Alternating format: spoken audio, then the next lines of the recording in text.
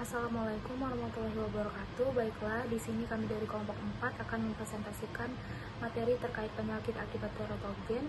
Sebelumnya, perkenalkan, nama saya Regina Sabladienda dengan NIM 2101037 sebagai moderator dari kelompok 4. Kemudian saya ucapkan terima kasih kepada dosen pengampu mata kuliah teratologi yaitu Ibu Apoteker Mira Febrina Magister Sains yang telah memberikan kami kesempatan untuk mempresentasikan hasil diskusi kami. Adapun anggota kelompok 4 diantaranya Maisyatul Fadilah, Mita Ramadhani, Nadia Safa Felicia, Oktaviani Afrina, Oktaviani Muhaddis, Putri Gustri Ayu, dan saya sendiri Regina Sabladienda. Baiklah, di sini kita akan bahas mengenai pengertian dari teratogen dan jenis teratogen. Baiklah, materi yang pertama yaitu mengenai pengertian teratogen. Kata teratogen berasal dari bahasa Yunani yaitu terato, yang berarti monster. Teratogen adalah zat yang menyebabkan kelainan struktural pada janin. Teratogen adalah agen kimia, fisik, atau biologis yang dapat menyebabkan kelainan perkembangan. Beberapa teratogen bersifat toksik dan menyebabkan nekrosis, sedangkan yang lain memicu kematian sel terprogram atau apoptosis. Teratogen juga dapat menyebabkan kelainan perkembangan dengan mengubah pola ekspresi gen, menghambat interaksi sel, atau menghalangi pergerakan sel morfogenetik. Materi selanjutnya yaitu jenis-jenis teratogen. Jadi jenis teratogen ini ada dibagi menjadi dua, yaitu agen infeksius dan agen kimia. Untuk yang pertama yaitu agen infeksius. Yang pertama rubella. Virus rubella dapat menyebabkan terjadinya malformasi kongenital pada organ mata, telinga, jantung, dan juga gigi. Kemudian yang kedua itu sitomegalovirus. Bentuk malformasi kongenital adalah mikrosefali, kebutaan mata, pengapuran otak, hepatosplenomegali, dan chorioretinitis. Kemudian yang ketiga itu sifilis. Ibu hamil yang menderita sifilis dapat menjadi penyebab tuli kongenital dan keterbelakangan mental pada janin yang dikandungnya. Kemudian yang keempat itu varicella. Bentuk kelainan kongenital yang dapat terjadi adalah atrofi otot, hipoplasia ekstremitas, dan keterbelakangan mental karena abnormalitas pada saraf pusat, katarak, mikrooftalmia, dan kurangnya berat badan saat kelahiran. Kemudian yang kelima yaitu ada toksoplasmosis. Gangguan yang dapat terjadi adalah hidrosefalus karena adanya klasifikasi otak yang diakibatkan oleh meningoencephalitik kronik.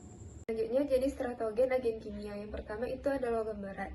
Keracunan timbal sangat berhubungan dengan teratogenik pada perkembangan saraf. Keracunan merkuri pada saat kehamilan dapat menyebabkan terjadinya atrofi pada lapis granul cerebral. Yang kedua ada alkohol. Konsumsi alkohol sebanyak 4-6 kali per hari menimbulkan sindrom FAS atau fetal alcohol syndrome. Ciri khas dari penderita fetal alcohol syndrome ringan hingga berat adalah kelainan bentuk wajah. Yang ketiga ada marijuana. Ibu yang merokok dengan marijuana 6 akan menimbulkan malformasi dan retardasi mental pada janin yang dikandung. Yang keempat ada thalidomid, mengakibatkan terjadinya kelainan pada tulang panjang, kelainan jantung, atresia usus, anomali pada saluran urinaria, efek genital, anomali pada gigi dan telinga. Selanjutnya yang kelima ada warfarin. Warfarin mudah menembus plasenta sehingga dapat mengacaukan pengolahan vitamin K pada fetus, mengakibatkan pendarahan pada berbagai organ fetus. Yang keenam antineoplastik. Hal ini berhubungan dengan penurunan penggunaan asam folat bagi janin dan dapat meningkatkan risiko terjadinya neural tube defect atau NTD. Yang ketujuh ada diazepam, memiliki efek teratogenik yang kebanyakan dapat menimbulkan bibir sumbing dengan atau tanpa palatoskisis. Yang kedelapan ACE inhibitor. Penggunaan ACE inhibitor saat kehamilan akan meningkatkan risiko malformasi kongenital mayor. Malformasi dapat terjadi pada sistem kardiovaskular dan susunan saraf pusat. Selanjutnya ada jenis teratogen agen fisik. Telah umum diketahui bahwa radiasi pengion merupakan teratogen karena sifatnya yang dapat menimbulkan mutasi pada gen. Kekuatan dari teratogen bergantung pada dosis paparan terhadap radiasi pengion. Batas aman penggunaan radiasi pengion pada manusia tidak diketahui dengan jelas. Paparan yang paling membahayakan terjadi saat usia kehamilan hingga 15 minggu setelah fertilisasi. Selanjutnya ada penyakit akibat teratogen. Penyakit yang pertama ada NTD atau Neural Tube Defect.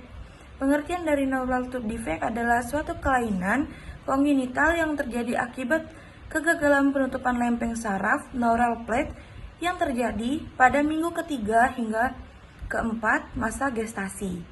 NTD umumnya disertai cacat bawaan lain dan tidak sempurnanya sistem organ, seperti paralisis kedua tungkai, disfusi usus dan kandung kemih, ketidakmampuan belajar, serta gangguan psikososial.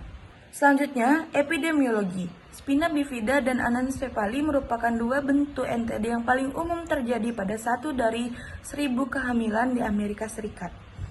1/100 di Cina Utara, 8/1000 di Inggris, dan diperkirakan 300.000 atau lebih bayi yang baru lahir di dunia setiap tahunnya. Sejauh ini belum ada penelitian mengenai insiden NTD di Indonesia. Selanjutnya ada klasifikasi dan manifestasi dari penyakit Neural Tube Defect atau NTD.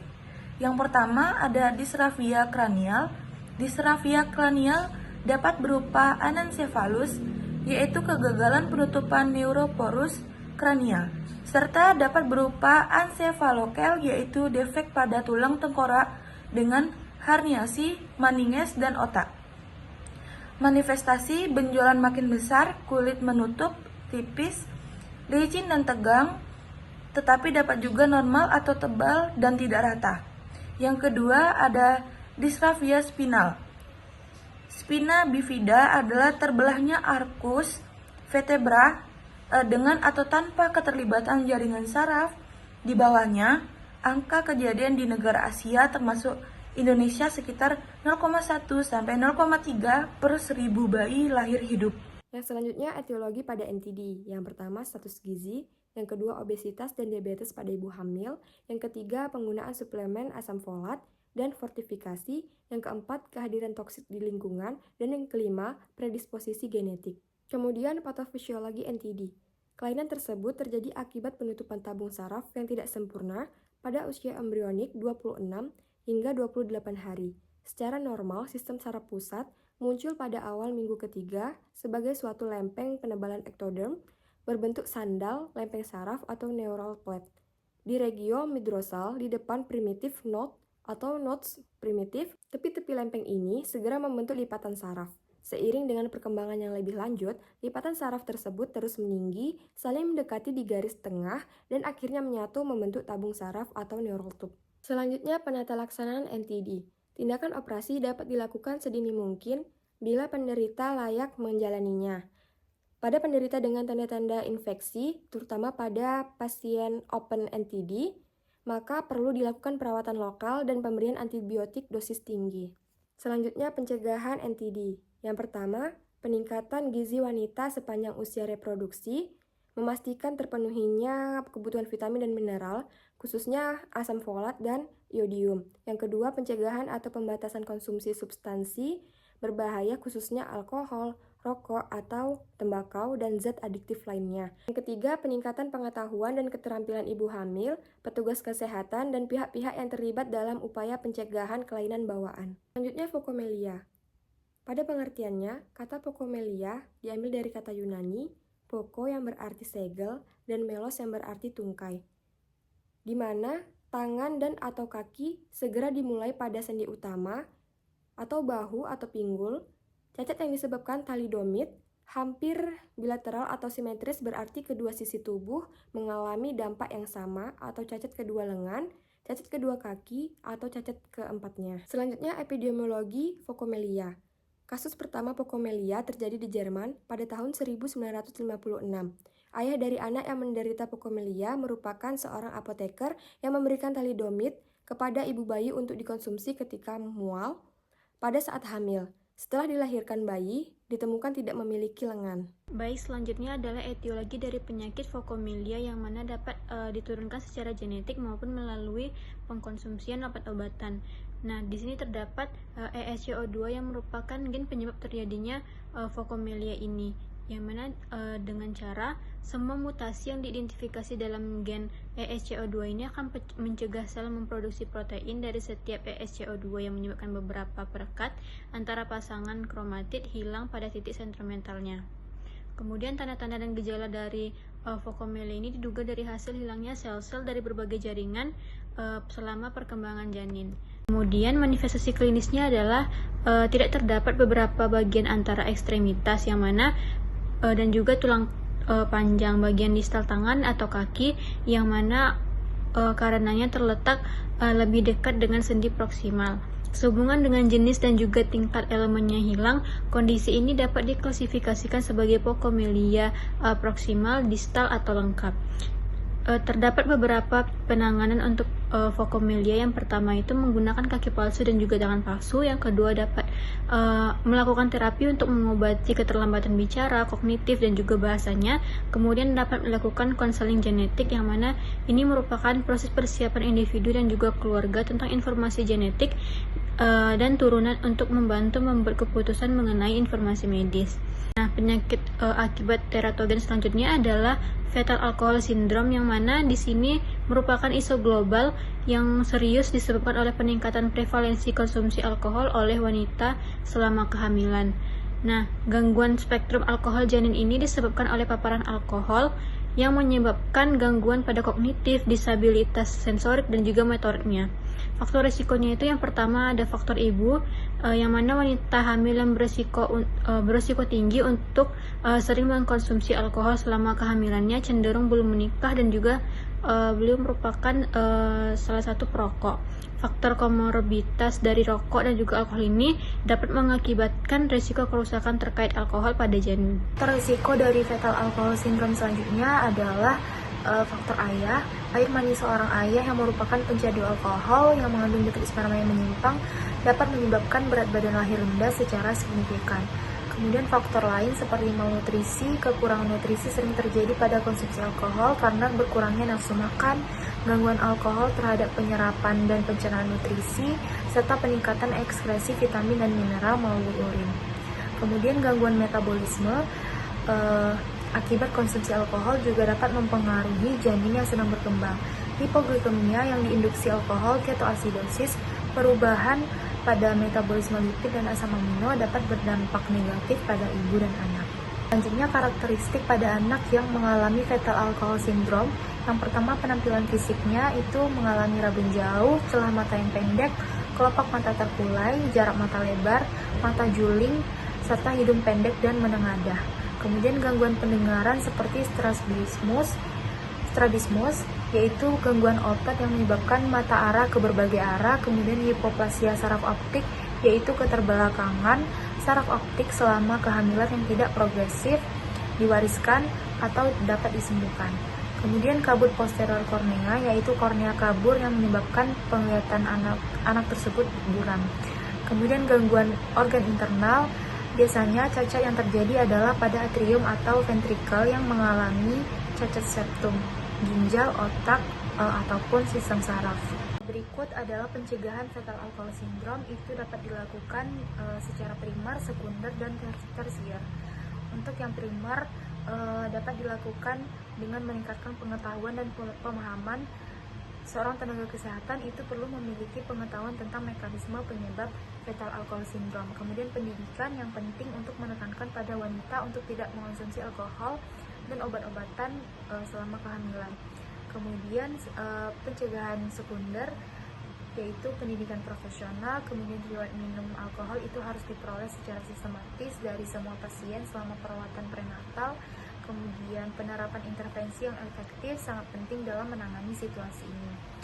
Lalu pencegahan tersier itu dapat berupa perawatan atau terapi yang penting untuk membantu ibu mengenali dan mengubah pola konsumsi alkoholnya. Selanjutnya itu ada mikrosefalus. Mikrosefalus adalah jenis malformasi otak yang sering terjadi sejak lahir. Ukuran otak pada kasus ini sangat kecil dan pertumbuhannya terhenti, sehingga ukuran tengkorak juga kecil. Sebenarnya ini disebut juga dengan mikroencefalus. Kemudian untuk gejalanya, yang pertama yaitu bayi sering menangis, kejang, gangguan penglihatan, perkembangan bayi yang terhambat. untuk belajar berdiri, duduk, ataupun berjalan. Kemudian ada gangguan berbicara, gangguan mental, gangguan gerak dan keseimbangan tubuh, dan juga hilangnya pendengaran. Nah, untuk penyebab dari mikrosefalus atau mikrosefali ini adalah kondisi yang disebabkan oleh perkembangan otak yang tidak normal. Beberapa kondisi teratogenik yang dapat menyebabkan mikrosefali ini termasuk infeksi rubella kongenital P35, sitomegalovirus kongenital CCMV P351, Zika kongenital P354, dan toksoplasmosis kongenital P371. Untuk pengobatan itu ada terapi bicara, terapi fisik, pemberian obat-obatan untuk mengontrol gejala kejang dan hiperaktif, serta meningkatkan fungsi saraf dan otot. Untuk diagnosisnya itu bisa dengan MRI, CT scan, tes urin, foto ronsen, dan tes darah. Selanjutnya yaitu pencegahan. Yang pertama, untuk mencegahnya itu dengan menjaga kebersihan tangan, mengonsumsi makanan yang sehat, dan vitamin selama masa kehamilan.